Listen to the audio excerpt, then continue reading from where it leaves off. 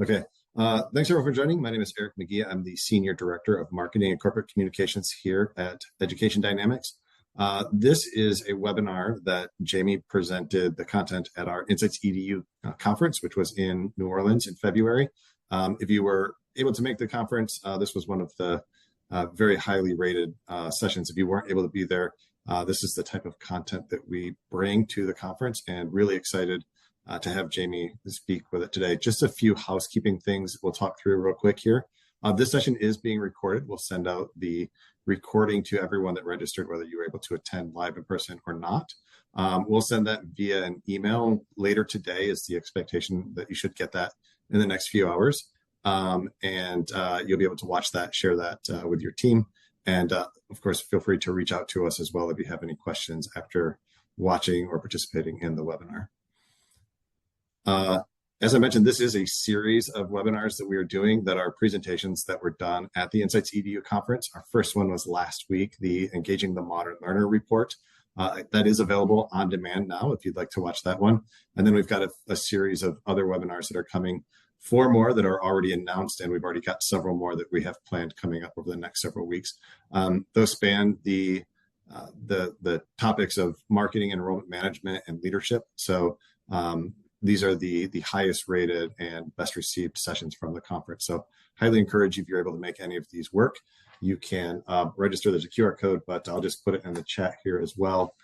You can click on that link, and all of them are available on our website for you to go ahead and register. So very excited to bring this series to everyone, and excited in particular to have Jamie share her session today. So with that, I will turn over to Jamie. Thank you, Eric. Thank you, everybody, for being here today. I'm really excited to talk through this topic with you. It's just one that I'm ultra passionate about. I'm Jamie Seaman. I'm a senior EVP at R.W. Jones Agency, which is a division within Education Dynamics. I've been at the agency for about 1.5 years, and prior to that, I've spent my entire career working on campuses, really in a leadership role for marketing and communications, which is what's provided me some insights that I can share with you today. So what we're going to talk about is a marketing maturity model, and this is just an incredibly powerful yet simple tool that you can use within your own organization to really help you build a roadmap for transformation within your organization. So today I'm going to talk in depth about what a maturity model is, how you can apply it. I'm going to go through a very tangible example of how I've used it within my career, and hopefully I can provide you with some really good, easy to use tips to bring this to your organization and really help drive some change. So with that, what is a marketing maturity model? Really, maturity models aren't new by any means. They've been in industry for years and years. Businesses have used them, higher ed has used them.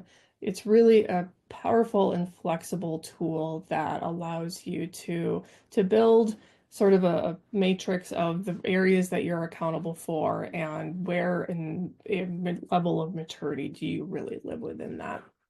And it's important to know that while I'm showing you how to use it for your marketing and communications infrastructure, it's really flexible. If you're in enrollment, if you're in advancement, if you're in human resources, you can take this tool and really apply it to really any sort of organization, and it just creates a really nice framework for you. So this is the one that I use, and we've really started to incorporate it into a lot of the work that we're doing at Eddy. And it's really, now I'll take a minute to acclimate you to the framework, and then I'm going to go much deeper into what's in it. So down this side, you'll see all of really the core components of what I believe are critical in a marketing communications organization. And while people can, change this out to what makes you comfortable, I feel like these are just critical areas that marketing and communication should be held accountable for at an institutional level. So that's brand management, integrated audience journey, insights infrastructure, strategic alignment, risk management, and then organizational setting. And then across the top is really the levels of maturity. So you can see as you go from left to right, the levels can increase to levels of maturity. So I'm going to go into that much more deeply. So the components of a MarCom organization, which I feel very strongly about, every centralized team should be looking at, but really, even if you are within a decentralized unit, you should be looking at how are you managing your institutional brand? Does the campus at large, do individual units within the campus have an understanding of the institutional brand and how that should be applied to in a consistent way across the institution, marketing communications from both a messaging standpoint and a visual identity? Integrated audience journey, which was the next one down, really applies to when you think about how you choreograph the experience for key audiences. So if you're thinking about the prospective student, what are all of the communications and flows that happen, and how well are you choreographing that for the prospective student? Same with alumni. So you can do and apply to each of your main audiences. Integrated audience journey looks at how well you're doing at being intentional in that. Insights infrastructure, which is the next one down, really looks at how effectively do you have access to and are using data. Do you have really robust data? Are you using it on a regular basis? Are you using it to drive your decision making? Strategic alignment is really looking at how effectively you're using resources and applying them to the highest priorities of your organization. So that could be making sure you're aligning with an institutional strategic plan, your enrollment goals, your fundraising goals. Are you ensuring that your resources are being applied to what are the highest priorities of your institution? Risk management, I really look at in two ways. Are you managing your reputation? Are you structured to deal with emergency response, crisis response, issues management? How are you protecting and building the reputation and managing that risk of the institution? But then also compliance. Are you ADA compliant, CAN-SPAM compliant? Are you, paying attention to FERPA, all of the things that really relate to compliance and reputational risk. And then organizational setting comes in multiple ways, but really it's you do have the policies, processes, technologies. Do you have all of the structures in place to actually be able to do high level work? And so that was down the side of the maturity model. Across the top was your levels of maturity then. So stretching from transactional, which I really consider, you're really reactionary. Are you, taking requests and keeping up with the workload, putting out fires, which I consider transactional, compared to all the way down to the other side of the maturity model, which was high performance. And that's where you're much more proactive and strategic and informed by data and creating very personalized journeys for your key audiences. So it's a very highly sophisticated marketing organization as compared to what is very likely very reactionary. You probably feel underwater constantly, just trying to keep up with the workload and can't break free enough to get ahead of it and be strategic. So when you put those all together, it really creates this framework for being able to look at where are you today and what steps can you take towards building out a much more high performance infrastructure. And that's sort of just the framing for how you build out your work, but the power then really comes in how do you measure where you are within that framework, and how are you using it then to build out a roadmap for what you need to build and optimize and improve so that you can work towards high performance.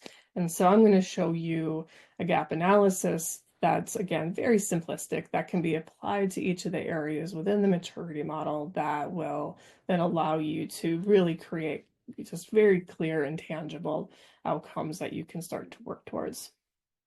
So from an organizational assessment standpoint, if you were to take what you learned from me today and apply it to your organization, you would build out your own maturity model, or use mine. We're going to send things to you. You're going to have this for yourselves, where you define the functions of your organization and then use these tools to help build out your understanding of your maturity so that you can build your own roadmap.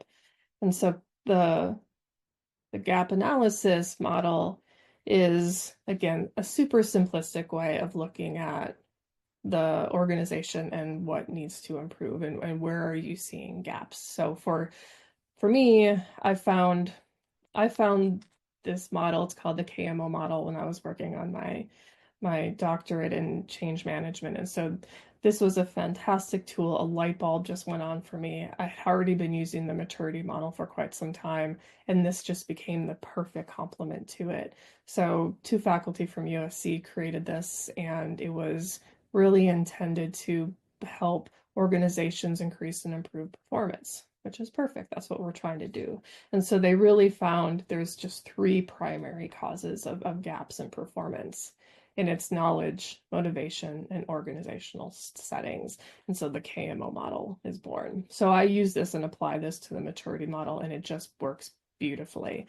And so knowledge really gets at, do you have the skills and abilities within your team, within your organization to actually get to high performance? It's easy to say you have sort of the baseline skills to do some marketing, but then if you get into really sophisticated audience journeys, do you actually have that skill set? And if not, that becomes a very clear action that you need some professional development. So knowledge becomes a very key component of, can you do the work? Motivation gets at sort of the psychological aspect of work, which is, do you understand the vision of where you're going? Do you have buy-in around it? Are you excited about it? Do you yourself believe that you are even capable of doing the level of work that's going to be asked of you? So the motivation is such a critical part of performance management. You can be the smartest person in the room, you can have all the knowledge, but if you're not motivated to do the work, that's just as detrimental as not having the skill in the first place. So knowledge, motivation, and then organizational setting, again, it gets at the, do you have the things you need to do the work? So again, if you wanted a sophisticated audience journey, do you have the tools to do that? Do you have the data in a place for you to be able to do that? So making sure that you have the organizational structures in place as well. So when you take KMO and you start to apply it to each one of these areas, it becomes really obvious for you then where you can actually show improvement. And I'm going to go through a very deep dive into how I've used this in my own work as I moved into using this at Chapman University. So I was, prior to being at R.W. Jones, now Education Dynamics, the vice president of marketing communications at Chapman University. So Chapman is a mid-sized private university in Orange County, California, and I was hired at a very critical time for the organization because they were moving into the national rankings. So they were number 5 in the West in US News. They were moving into the national rankings, had no idea where they were going to land, and were very concerned about not having a national reputation and what that was going to do from a rankings perspective. They were also being moved into R2 status, which was super exciting for the organization, and wanted to make sure that that story got told as they tried to build a national reputation. So I was brought in to really try to help build out this organization that is going to help tell the story at a much broader, more national level. What I walked into was a very healthy sized team, a very healthy sized budget, but very fragmented. The team did not have even anyone that had marketing in their title. It was, very sort of fractured in how they were structured. There were silos within the department. There wasn't a strong reputation throughout the campus community to be working with them. And so I had a lot of work to do to really help build that team out in a way that was going to be much more effective and poised to be on a national stage as compared to what they had been very focused regionally. And so I jumped in. I had a lot of things that were just very clear that had to be done. We had to, build out a project management framework. My very first hire was a director of project management. That was a new position that was going to be able to help build out project management. She was implementing a new project management system. We were helping build out content strategy. A lot of change was happening in a very rapid rate while I was within my first, 6 to 9 months. And I was starting to get a lot of not only turnover, but also a lot of um, concern about change fatigue. And the team was wondering when the change was going to stop. And it was stressful for people. And I was really at a point where I knew I needed something that was going to help frame this for people. And I didn't know what I didn't know what I needed. And I ended up at a conference and I saw someone else showing an example of a maturity model. And it was just this wonderful aha moment for me because it was exactly what I needed at that time. What it created for me in the very initial stages of me using it was a really powerful communication tool. So now I had this framework that set really a visible roadmap for the team themselves. They could finally see we are in a very transactional stage. And I used the maturity model as a team building framework to begin with, just to have them help understand as a collective, how did we feel we were in all of these areas. First, was it the right areas that we should be measuring, but also where are we in our own level of maturity, and to get the team themselves to understand and actually define, yeah, we're transactional in all of these places. It's just a powerful moment for them to come to terms with, this change is necessary. So it became just a great internal team building tool. It was wonderful for them to see where we're going and what we were ultimately working towards, which was high performance, and what high performance actually meant. And it helped then with the change fatigue because seeing that this was likely a 5-year journey, if you kind of think that every column is a year, which is how I started talking about it. If this is a 5-year journey, the change isn't going to stop. And just knowing that, psychologically you can prepare yourself, and it helped with morale. It also allowed them to, because they could see where we were going, they could be much more engaged in helping define what the changes had to be, which was powerful in its own right. So we also used it internally as sort of a leadership development tool because now we had these very clearly defined areas and we needed people to be able to step up and help lead those areas. So it became just a wonderful tool also to give different people different areas to really own and help drive. And that was powerful in its own right. So from an internal standpoint, it was really, really powerful. Equally powerful for me was using it as a tool to work with the campus community. So when I say external here, it's the campus community external to the centralized marketing communications team. So what it allowed me to do, and I literally printed out a hard copy of this maturity model and I just carried it with me to every meeting I went to with deans, with the leadership team. I would meet with the president. I always had that marketing maturity model with me because it I was at my, 9 month to a year point within my tenure at Chapman. And when you hit to, when you start getting to a year, the honeymoon's sort of over and people are starting to ask, what's going on? I haven't seen a massive shift. And so you need to start, aligning expectations with how long it takes to really transform an organization. So having this maturity model with me allowed me to let the stakeholders on campus know that this is a lengthy journey, and it's again probably a 5-year journey to get to really what high performance is. But more importantly, it was this wonderful education tool so that key leaders knew what they should be expecting from a marketing communications team.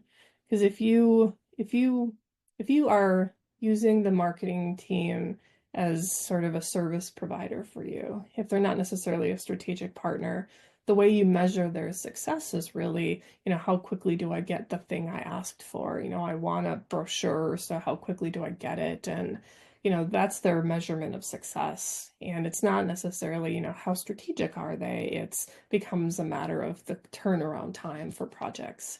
And they get frustrated at the discussions about workload, and it just starts to erode the trust that you need from your campus partners. And so when I can have a conversation with a dean and say, these are the things you should be asking from us. We're talking about brand management at a higher level. We're talking about really choreographing the experience for the alumni that you are trying to outreach to be able to show them, we're trying to manage risk, so it's important that you work with us on issues management. And if things are starting to bubble up, for them to actually be able to see at a very high level, this is what your central marketing communication team is responsible for. It was a huge light bulb for them to go on so that they could see I shouldn't necessarily care as much about this brochure. I should be listening when they tell me that brochure is not what I need, and that this should be a social media campaign or an email, campaign. This should be on digital screens, not flyers. For us to be able to really sort of turn the tables to have us be strategic advisors as compared to reactionary on needs. It was starting to set those expectations a little bit differently when I could help demonstrate the strategic nature of what they should be expecting as compared to the tactical nature.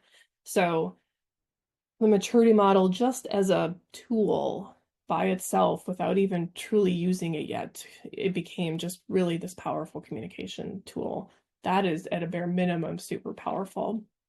But when you really start to ingrain it into your organization and build your team around it, that's when the real power starts to come in. And so by the time I left Chapman after 6 years, um, the maturity model was just ingrained into everything we did. And it became a annual planning tool for us. We would do our annual retreats and we would look at, where are we in the maturity model? What do we need to do to move to the next column? The phrase moving to the next column was just something that we used on a regular basis because it was just what we were focused on. How can we continue to advance to high performance? I ultimately did a reorganization of the team, and I changed job descriptions and titles to align with the areas within the maturity model. Performance evaluations became based on it. If we decided that these are the key areas to be structured within for this year, then performance evaluations should be measuring people against those goals to make sure that they're doing the work to get us there. It becomes an incredible tool for professional development planning. So if you see that there's a gap and we brought in a new piece of technology to fill that gap, now we have needs in professional development for us to be able to do that. If we've decided content strategy is a clear component of what we need to be focused on, we don't have anybody that has experience in content strategy and content marketing. Those are skill sets we either need to grow by professional development or we need to bring talent in from the outside. And so it just becomes very clear and easy to understand how that tool becomes just completely ingrained into your organization. And again, people I'm sure were exhausted by it. I brought it up in every team meeting. It just became so ubiquitous across our team that, like I said, people probably got sick of me with it. This slide shows you, and it's, you're not supposed to be able to read it, so I get that you can't. It's more for, shock and awe. The very first thing we did when we started to dig into the maturity model, and this is just, if you want to take this back and use this as a tactic, because we hadn't gotten a new project management system up and running yet, and that was one of the big things that became kind of this Titanic of a project that was draining people sort of psychologically. What we did was created just this big spreadsheet. And within the spreadsheet, we broke it down by each of those main components: brand management and integrated audience journey. And within then each of those frameworks, we would just brainstorm on, okay, what are the initiatives that we want to focus on this year to move to the next column? And when I said it was a leadership development strategy, what I ultimately ended up doing is using the level of directors that I had in the organization and who hadn't really had much experience or professional development or training in being a director. I wanted them to start feeling some accountability and ownership in this. And so we created an owner of each of these main areas. And so a director became, responsible for brand management. And it was an exercise in them learning what it meant to be accountable for an area that you don't have necessarily complete managerial ownership over. And so, brand management crosses the entire marketing department that we have, the way we were structured. That's content, it's design, it's all of the things. And so for a director to be put over that, the first concern was, well, I'm not responsible for the design team. And so it just became this really great way of training the directors to be able to influence as compared to manage. And so a really powerful leadership development strategy that ultimately then when we started to look at the organizational structure and realigning people, we were able to have some experience within what made sense for the reorg, and then created job titles that gave people ownership. So anyway, it's a really great leadership development strategy, and it's really a powerful way to identify and articulate accountability and then find ways to hold people responsible for it. So again, just a tactic.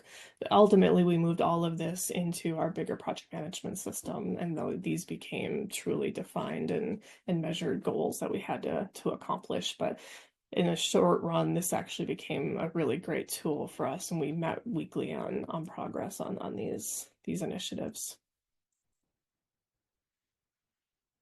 So a really quick example I'm going to run through just to kind of put this even more tangibly for you. And again, this will be a Chapman example based on the, alumni.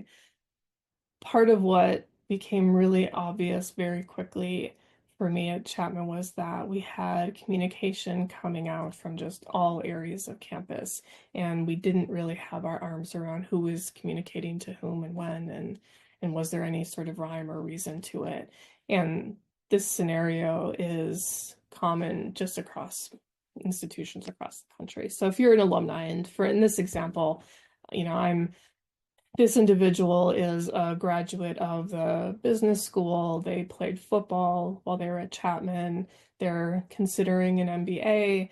They attended homecoming. They attended the Fine and Performing Arts Center. They have a daughter who's considering going to Chapman. If you think about all of the different departments that now are probably communicating to this individual, you've got the business school is sending out alumni news, the alumni office is sending out alumni news, the admissions department has that person in a parent communication flow because their daughter is a prospect. They've gone to alumni events. They have gone to the performing arts events. Those are two entirely separate work streams and lists, and people who are owners of those workflows. They put in an RFI, a request for information, for an MBA, which put them in the business school's prospective student workflow. So this person, in theory and in reality here, is just getting bombarded. And because there was no central system for where all of this communication came out, people are just tripping on each other. And it's not a good experience for that alumni who is hyper engaged, probably a really great prospect for donation because of the level of engagement that they have, but there is just no rhyme or reason to how this person's getting communicated to. And so when you put it in the terms of what that is like for that alumni, it's, not optimal. And so this again becomes sort of a really good exercise to think about from a maturity model standpoint and looking through the KMO framework and applying it to this case study. So I'm going to go into what I call an overly simplified evaluation. So taking KMO and applying it. So if you look at, so I've framed this out just so it looks like the maturity model to a degree. So these are the key components down the side, and I'm measuring the knowledge, the motivation, and the organizational setting for each of these. And so brand management, in this case, you have to ask the question, does the internal and external team understand why branding is consistent? So within this scenario, does the alumni office, does the advancement office, does the performing arts center, does the special events team, does the marketing team within the business school, do they have the fundamental understanding of what institutional branding is, what our brand is, and how it can be used? Do they have that knowledge? If not, then an obvious tactic then comes is we need to do more training so that people understand that. Do they have the motivation for it? Do they see themselves in it? Does this business school feel that the institutional branding is applicable to the business school? Is there enough sub-branding and flexibility within that brand for them to be able to see themselves in it? Do they understand the bigger picture of what we're trying to do with our alumni in a strategic way? Do they have that motivation to be engaged in what is a more strategic approach? Do they have the organizational setting? Are there brand guidelines that they're aware of and have been trained on? Are there policies and protocols around how we should be communicating with our alumni? Are there tools and templates for me as the business school or the performing arts center? For there things that I can be grabbing and using to make my life easier, so I'm not just inventing things on my own that will likely not be within brand? So do they have the tools?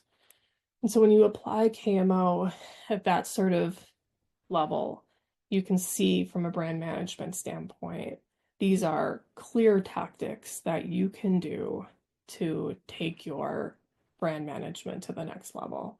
And, you think back to what that would mean for this poor individual who is getting all of these different things from all these different areas of campus. Having that managed a little bit better, it would be a better experience for me. And I know that this is all coming from Chapman and that it doesn't feel so fractured. And I'll say my personal experiences, I have several alma maters and I do just get bombarded. Went too far. So integrated audience journey. Now that is really trying to get to a sophisticated approach of choreographing the timing, the frequency, what is it that we're communicating? So that, again, this alumni is getting bombarded. Do we want to, if homecoming is coming up, do we want to be asking him to come to a performing arts center? If we have a strategy around alumni giving, that really would be better off having him come to a specific alumni event. So knowing that, would we try to limit other event attendance requests to that individual if we were really being smart?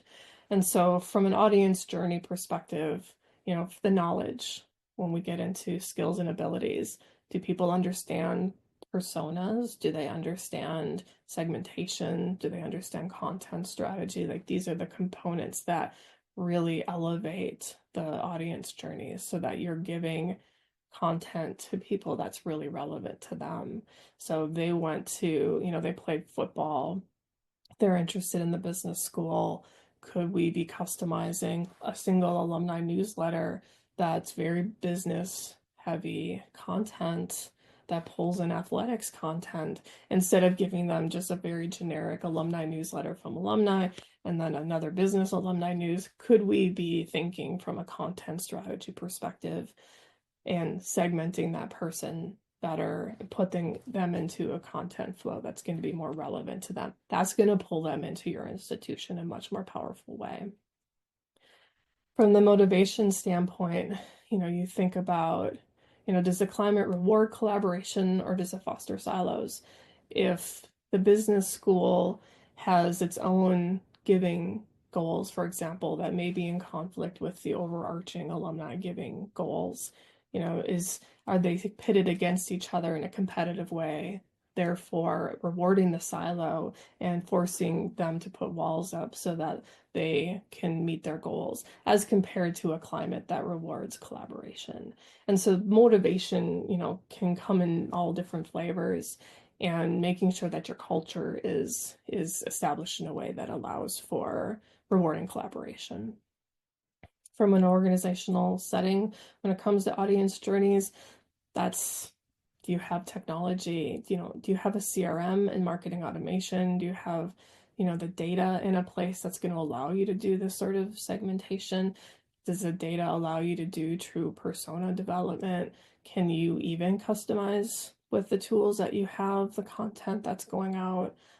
Do you have the infrastructure to centralize the content in a way that's going to allow a more customized, seamless content flow, or does everybody have their own tools and there's no technologies that pulling them together? So again, the organizational setting is the very tangible, do we have the things that we need to do the work?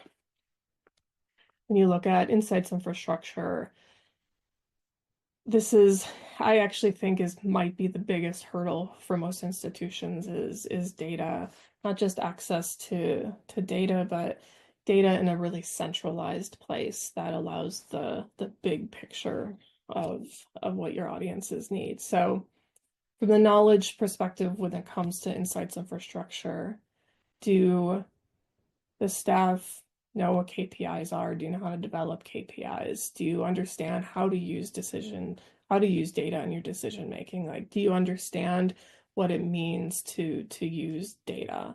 Do you know how to get it? Do you have that skill? If not, do you need to create a data analyst position within your team, which I ultimately did at Chapman. Motivation, again, do people understand the goals and have buy-in around what those measurements are? Did they contribute to what the KPIs are? Are they excited about them? Do they understand the importance of them, therefore having buy-in around it? Motivation is so key, obviously, in every aspect of this. From the organizational setting, again, the practical, pragmatic, do you have data governance? Do you have a data warehouse? Do you have access to dashboards? Are you able to pull in data from all of these disparate places in a way that allows you to make sense of it and be strategic with it?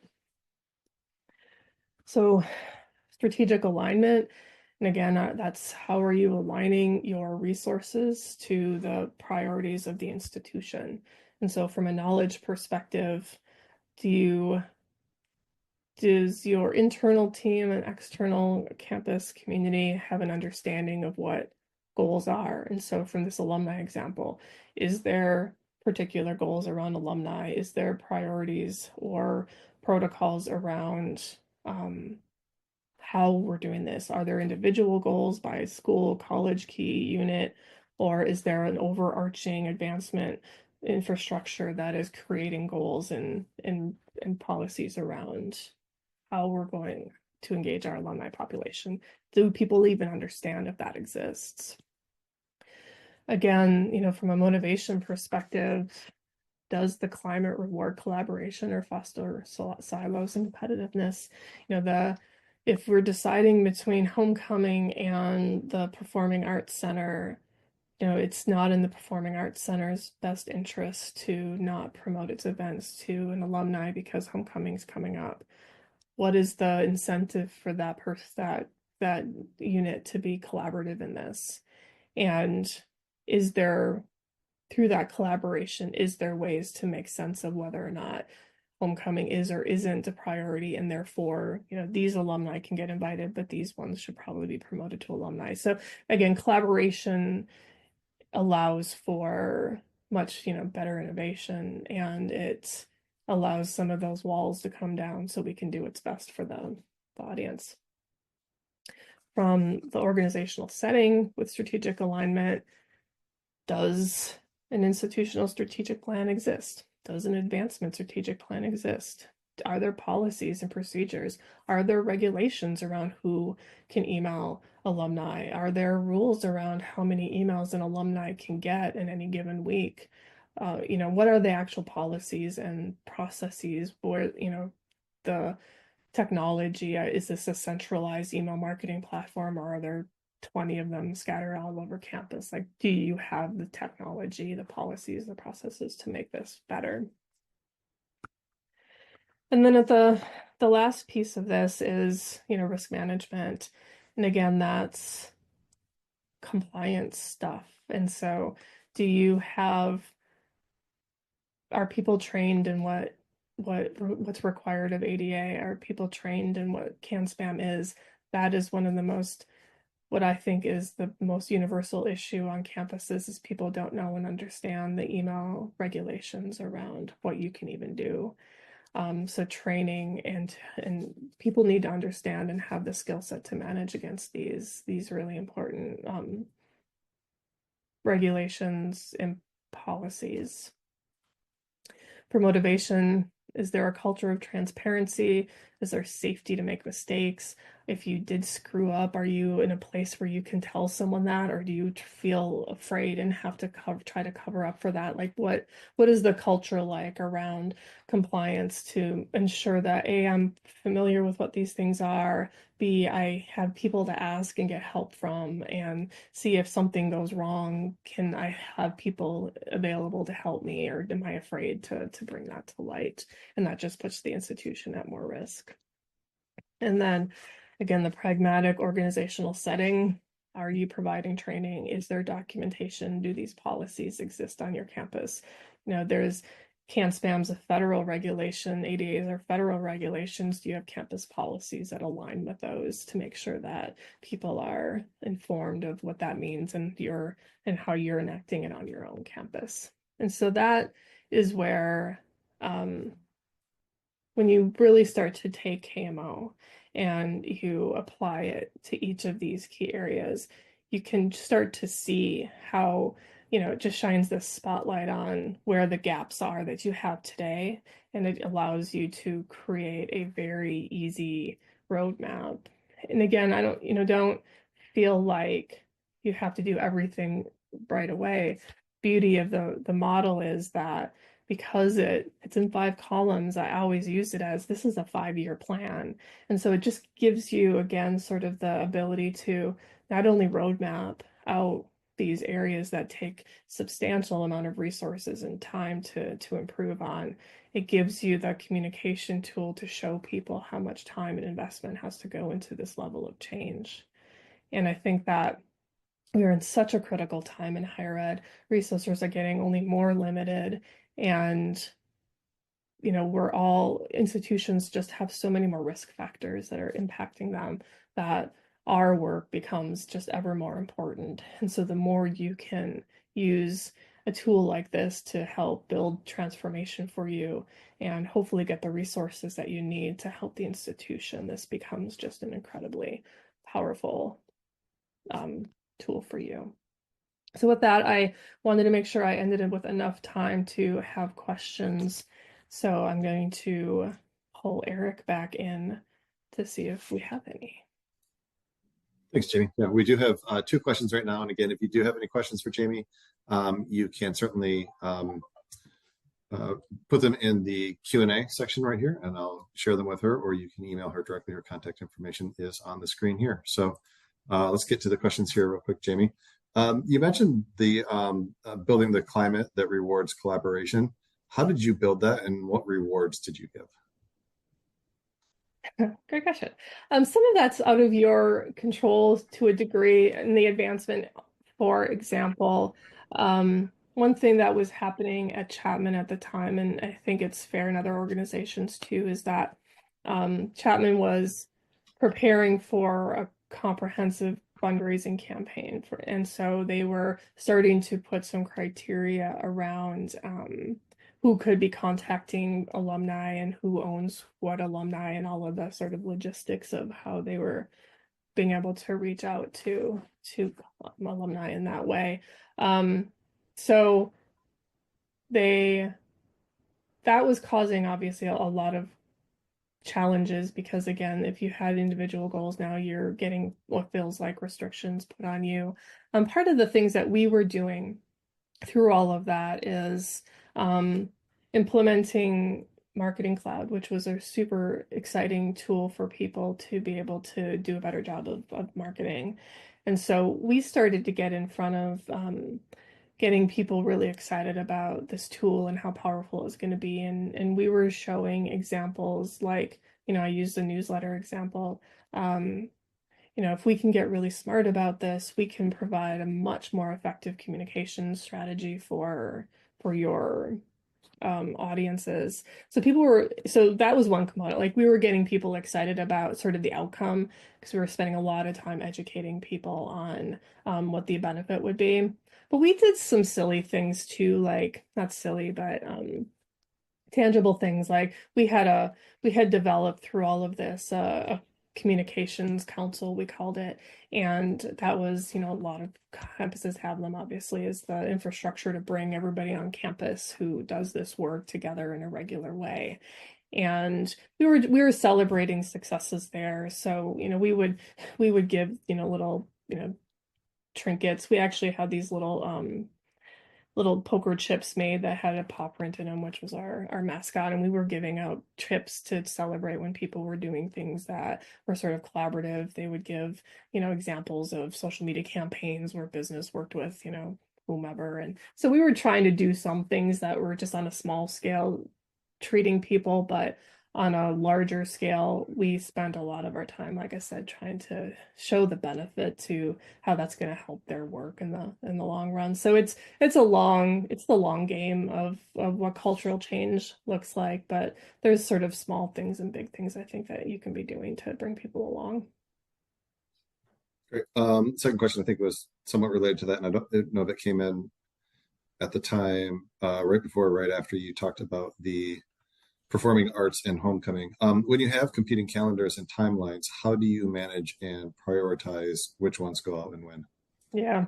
Yeah, that's a tough one. And part of what we were trying to do is, again, when you look at it from a sort of a content strategy perspective, part of what we were trying to do, and I'll say this wasn't perfect when I left, and I have a dream of what things could look like, and these things take time. But part of what we were starting to think through is, can we again, sort of the newsletter example, but we were thinking about doing it from an event standpoint, is providing much more targeted event listings to individuals. So if homecoming is coming up and we have these performing arts things coming up, could we be creating more customized, just using, Marketing Cloud had the functionality to be able to sort of pull in based on segments. Could we be catering those a little bit more? The harder answer on it is, of course, if homecoming is the institutional priority, then we had to set some rules around then. These alumni are not able to be communicated with outside of that for these types of events. So, I mean, that was really where we were, was we had to put some restrictions around what emails were going to go out when we were really focused on homecoming, for example. So, I mean, that is, like I said, that's the harder part of it when you start to put protocols and policies in place. But part of what we also wanted to be able to do is then allow the performing arts center, who had a much more limited list of people they were promoting to, for us to be able to then take their events and put them into and use the larger institutional megaphone on those. Because as we were collaborating, we were giving them access to a larger database of university contacts. So we were helping promote. So the hope was that we were helping drive a lot for them, but we had to then, of course, make sure that events were prioritized. Great. I think those are the two questions that we got in. If anyone has any other questions, we can stick around for a second. Otherwise, thank you very much for joining us today. As I mentioned, we do have a whole series of these webinars over the next several weeks and more continuing to come out. So encourage you to visit our website, and you'll see on there all of the webinars that we have coming up over the next several weeks. So again, thank you very much for coming. And Jamie, thank you for sharing this information with us. Thank you.